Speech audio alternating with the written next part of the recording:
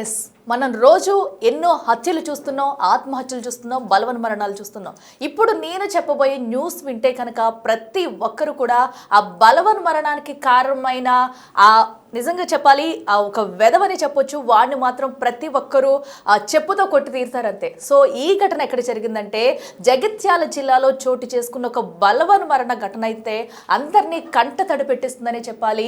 వరుసకి అన్నయ్యే మనోజ్ అనే ఒక వెధవ చూస్తున్నాం కదా, మన ఆ ఫోటోలో చూస్తున్నాం. వాడు ఫేస్ చూడండి ఒకసారి. వరుసకి అన్నయ్య ఆ చెల్లెలు మీద అత్యాచారానికి పాల్పడ్డాడు. ఈ రోజు ఆమె చెల్లెలు, వరుసకి చెల్లెలు ఎవరైతే అవుతుందో ఆమె బలవన్ మరణానికి కారకుడయ్యాడు. మనం ఫోటోలో చూస్తున్న బిగ్ టీవీ స్క్రీన్ మీద చూస్తున్న ఆ మహానుభావుడే మీరు అందరినీ చూస్తున్నారు.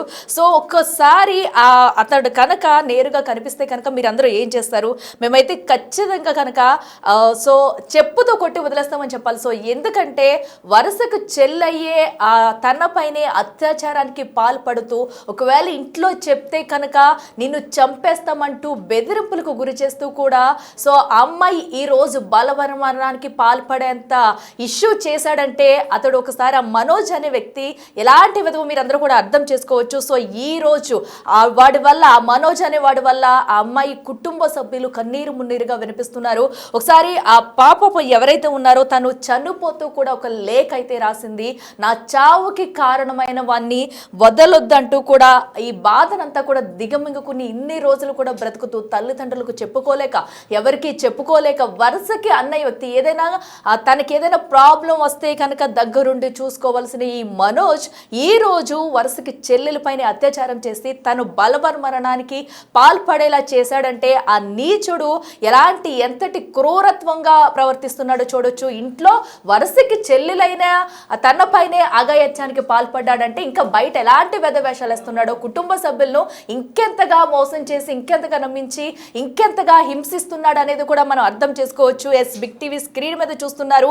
ఆ మనోజ్ అనే వాడి ఫోటో కూడానే ఒక్కసారి కనుక డైరెక్ట్ గా కనిపిస్తే ప్రతి ఒక్కరు కూడా చంపేసేంత కోపంతో అయితే కనిపిస్తున్నారని చెప్పాలి. అయితే జగిత్యాల జిల్లా కేంద్రంలో కూడా ఈ దారుణ ఘటన అయితే చోటు చేసుకుంది. వరుసకు చెల్లెలతోనే ప్రేమాయను నడిపించి వేధింపులకు గురి చేసి ఈ రోజు అయితే ఆ అమ్మాయి బలవన్ మరణానికి పాల్పడేలా కూడా చేశాడు మనోజ్. సో అయితే ఎవరికైనా చెప్తే కనుక చంపేస్తానని బెదిరించాడు. సో ఈ విషయం కూడా తన తమ్ముడికి, ఎవరైతే అమ్మాయి ఉందో తమ్ముడికి తెలిస్తే తనకు కూడా బెదిరింపులకు పాల్పడ్డాడు. సో ఇంతమందిని భయపెట్టి వరుసకి చెల్లెలపైనే అఘాయిత్యానికి పాల్పడి అత్యాచారం చేసిన వాడి ఫోటో కూడా మనం చూస్తున్నాము. సో ఇలాంటి వాళ్ళని ఏం చేయాలంటారు? సో ఇప్పటికే దీనిపై కూడా పోలీసులు యాక్షన్ అయితే తీసుకుంటున్నారు. ఇప్పటికే కుటుంబ సభ్యులు అయితే కన్నీరు మున్నీరుగా వినిపిస్తున్నారు.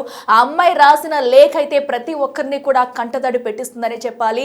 సో ఎవరికి చెప్పుకోలేని సిచ్యువేషన్ లో కూడా సో తను ఎంత బాధ అనుభవించింది అనేది కూడా ఈ రోజు జరిగిన ఘటన చూస్తే మనకు అందరికీ అర్థమవుతుంది. సో ఇలాంటి వెధవులు ఉండబట్టే ఇంకా చాలా మంది అయితే ఇంత దారుణంగా హింసిస్తూ కూడా ఎవరికి చెప్పుకోలేక బలవన్ మరణాలకి పాల్పడుతున్నారు. మనకి బయటకు వచ్చిన ఘటనలు కొన్ని అయితే ఇంకా చాలా మంది బయటకు రాలేని ఘటనలు కూడా చాలా ఉంటున్నాయి. ఇలాంటి ఘటనలో చిక్కుపోయి కూడా చాలా మంది ఎంతో బాధను అనుభవిస్తున్నారు కూడా చాలా మంది ఉండే ఉంటారు. సో వారందరూ కూడా ఈరోజు బయటకు వచ్చి చెప్పుకోలేకపోవచ్చు. కానీ ఎవరు కూడా ఇలాంటి బలవన్ మరణాలకి పాల్పడవద్దంటూ కూడా బిగ్ టీవీ తరఫు నుంచి కూడా మీకు విజ్ఞప్తి చేస్తున్నాము. సో ఏదన్నా ఉంటే కనుక ధైర్యంగా వెళ్ళి తల్లిదండ్రులకి చెప్పండి, లేదా పోలీస్ స్టేషన్లో కంప్లీట్ చేయండి. కానీ ఎవరు కూడా దయచేసి మీ కుటుంబ సభ్యులకు విషాద గాథనైతే నింపొద్దంటూ కూడా వేడుకుంటున్నాం. ఎందుకంటే ఈ మనోజ్ లాంటి విధవలు చేసే పనులకైతే సో అమ్మాయిలు ప్రాణాలు అయితే పోగొట్టుకుంటున్నారు. బదులుగా కూడా తమ కుటుంబంలో అటు పేరెంట్స్కి కన్నీళ్లు మిగిల్చి కూడా వెళ్ళిపోతున్నారని చెప్పుకోవాలి. సో ఏదేమైనా కూడా ఈరోజు జగిత్యాల జిల్లాలో జరిగిన ఘటన అయితే అందరినీ కంటతడి పెట్టిస్తుందని చెప్పాలి. సో దీనికి సంబంధించి కూడా మరింత సమాచారం అందించేందుకు మా ప్రతినిధి శ్రీనివాస్ ఉన్నారు. ఎస్ శ్రీనివాస్, మనం చూస్తున్నాం కదా అసలు మనోజ్ అనే యువకుడు ఎలాంటి ఘటనకు పాల్పడనేది, సో ప్రస్తుతం అతనిపై ఎలాంటి చర్యలు తీసుకుంటున్నారు, అసలు ఎన్ని రోజుల నుంచి ఘటన అంతా కూడా జరుగుతుంది, అసలు ఇప్పటి వరకు మనోజ్ని అదుపులోకి తీసుకున్నారా, ఏంటి అక్కడ సిచ్యువేషన్? జగిత్యాల జిల్లా కేంద్రం లోపల నిజంగా ఇది ఒక చాలా దారుణమైనటువంటి సంఘటన అని కూడా చెప్పొచ్చు. వరుసకు చెల్లైతున్నటువంటి అమ్మాయితో ప్రేమాయణం కొనసాగిస్తూ తన కోరికను తీర్చమని చెప్పి అమ్మాయిని వేధించడంతో ఇటు శారీరకంగా కూడా వాడుకున్నటువంటి పరిస్థితి ఉండడంతో తను చేసేది ఏం లేక తనకు సొంత అన్న లాంటి వ్యక్తి ఇలాంటి ఘాతుకానికి ఒడిగట్టాడు అని చెప్పి ఎవరికైనా చెప్తే అక్షయ్ కూడా చంపేస్తానని చెప్పి బెదిరించడంతో అయితే చేసేది ఏమి లేక ఆ అమ్మాయి లోపలనే కుమిలిపోయి ఇటు తల్లిదండ్రులకు చెప్పలేక తన స్నేహితులకు చెప్పలేక ఏం చేయాలో కూడా అర్థం కాని పరిస్థితి లోపల ఒక సొసైటీ నోటు రాసి పురుగుల మందు తాగి ఆత్మహత్య చేసుకున్నటువంటి పరిస్థితి కనబడుతుంది. హైదరాబాద్ లోపల చికిత్స పొందుతూ కూడా మృతి చెందినటువంటి పరిస్థితి. అయితే ఇటు ధర్మపురి ప్రాంతానికి చెందినటువంటి ఇటు అఖిల ఇంటర్ మొదటి సంవత్సరం చదువుతున్నది. జగిత్యాల లోపలనే చదివేటువంటి సమయం లోపల వరుసకు సోదరుడు అంటే దూరపు బంధువు సోదరుడు అవుతూ ఉంటాడు. ఆ అమ్మాయితో నిజంగా అంటే వాళ్ళిద్దరు కూడా వరుసకు అన్నా చెల్లెలు అవుతున్నటువంటి నేపథ్యం లోపల తన అన్న అవుతాడు అనుకోని చెప్పి ఆ అబ్బాయితో చనువుగా ఉన్నది. ఈ చనువును ఆసరగా చేసుకున్నటువంటి ఆ వ్యక్తి ఇటు ఆ అమ్మాయిని లొంగ తీసుకునేటువంటి ప్రయత్నం కూడా చేశాడు. అయితే తాను వరుసకు అన్న వరుస అవుతారు అని చెప్పి ఎంత బతిమలాడుకున్నా గానీ ఆమెను బలవంతంగా శారీరకంగా లొంగ తీసుకోవడంతో పాటుగా ఈ విషయము బయటకు ఎక్కడైనా చెబితే ఇటు చంపుతానని చెప్పి బెదిరించడంతో అయితే అమ్మాయి నిజంగా చాలా తల్లడిల్లిపోయింది. చాలా మదన పడినటువంటి కూడా పరిస్థితి. ఇటు తల్లిదండ్రులకు చెప్పుకోలేక ఏం చేయాలో కూడా తోచక చివరికి సొసైటీ నోటు రాసి పురుగుల మందు తాగి ఆత్మహత్య చేసుకున్నటువంటి పరిస్థితి కనబడుతున్నది.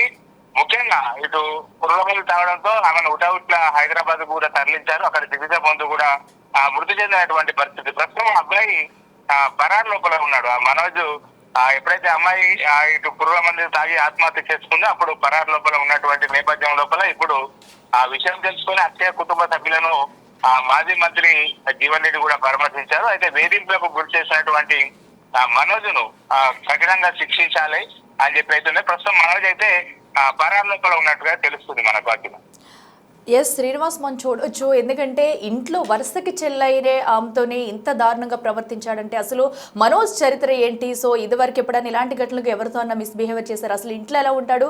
వారి కుటుంబ సభ్యులను ఏమైనా సంప్రదించారా?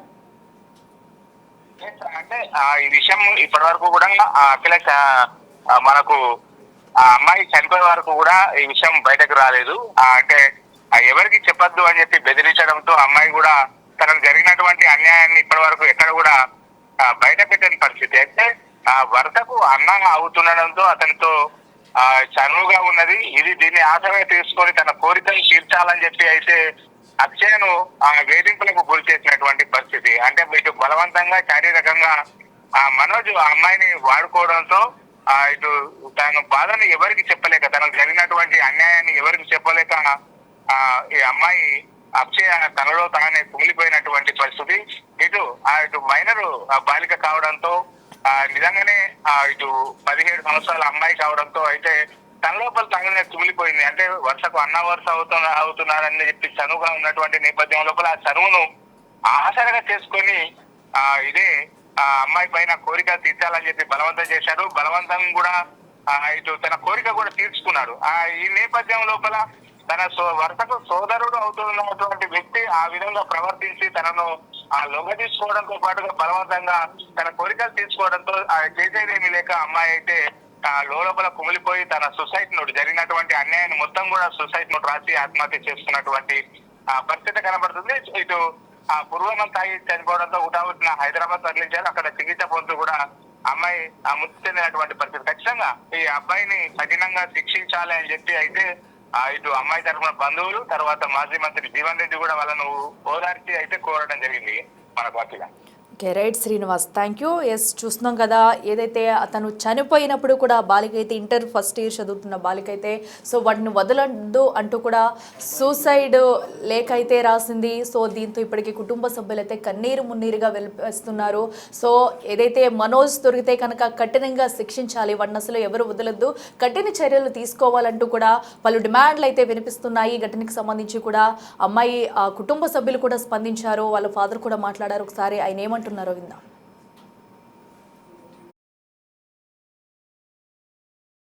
ఇట్లా ప్రేమించు అని అది వెంబడి పడ్డాట.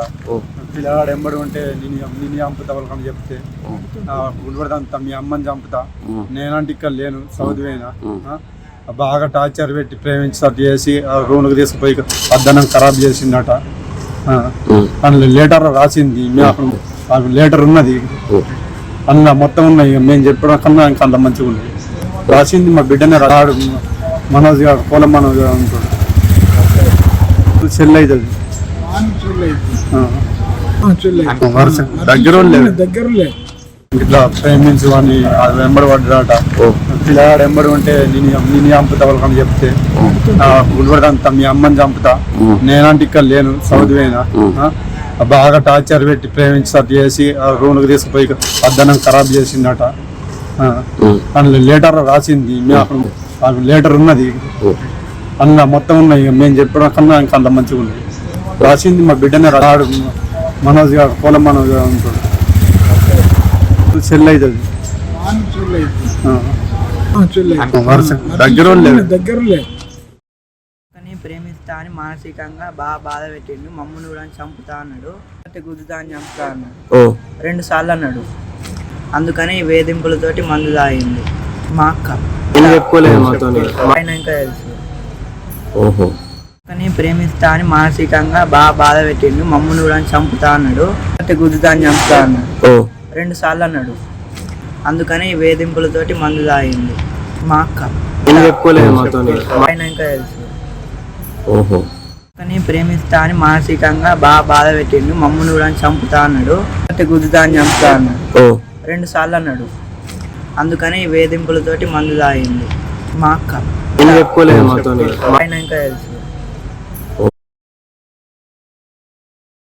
చూస్తున్నాం కదా కుటుంబ సభ్యుల ఆవేదన అయితే ఏదైతే మనోజ్ వేధించడం వల్లే వాళ్ళ అక్క మృతి చెందింది, పురుగుల మంది తాగిందంటూ కూడా ఎవరైతే వాళ్ళ తమ్ముడు కూడా చెప్పడం మనం విన్నాము.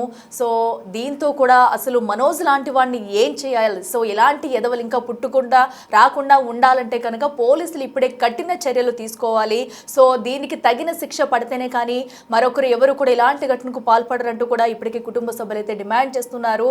దీంతో ఏదైతే మైనర్ బాలిక మృతితో కూడా ఆ గ్రామంలో అలాగే కుటుంబంలో కూడా విషాద ఛాయలు అలముకున్నాయి. సో మనోజ్ ఎక్కడున్నా సరే వాడిని తీసుకొచ్చి కఠినంగా శిక్షించాలంటూ కూడా ఇప్పటికే పలు డిమాండ్లు అయితే వినిపిస్తున్నాయి. అటు జీవన్ రెడ్డి కూడా ఇంటికి అటు బాధితులను అయితే పరామర్శించారు. నిందితుడికి కఠినంగా శిక్షించాలంటూ కూడా ఇప్పటికే ఆయన కూడా డిమాండ్ చేశారు. అయితే మనోజ్ ఎవడున్నాడో వాడి ఘటనకి పాల్పడిన వాడు ఇప్పటికే పరారీలో ఉన్నాడు. సో సిగ్గు లేకుండా ఇలాంటి ఘటనలకు పాల్పడింది కాకుండా ఒక అమ్మాయి బలవన్మరణానికి కారకుడై ఇప్పుడైతే పరారీలో ఉన్నాడు. సో వాడినైతే పట్టుకునేందుకు పోలీసులు అయితే గాలింపు చర్యలు చేపట్టారని చెప్పాలి. సో ఇప్పుడు అదుపులోకి తీసుకున్న అనంతరం కూడా ఎలాంటి శిక్ష విధిస్తారనేది కూడా చూడాలి. ఇప్పుడు మనోజ్కి కఠినమైన శిక్ష వేస్తేనే కానీ మళ్ళీ కూడా ఇలాంటివి రిపీట్ కాకుండా ఉంటాయంటూ కూడా ఇప్పటికే పలు డిమాండ్లు అయితే వినిపిస్తున్నాయి. సో ఇప్పుడు మనోజ్కి కఠినమైన శిక్ష వేస్తేనే సో అమ్మాయి మైనర్ బాలిక ఎవరైతే ఉందో తన మరణానికి కూడా ఆత్మకి శాంతి చేకూరుతుందంటూ కూడా కుటుంబ సభ్యులు కూడా కన్నీరు మున్నీరుగా విలిపిస్తున్నారు.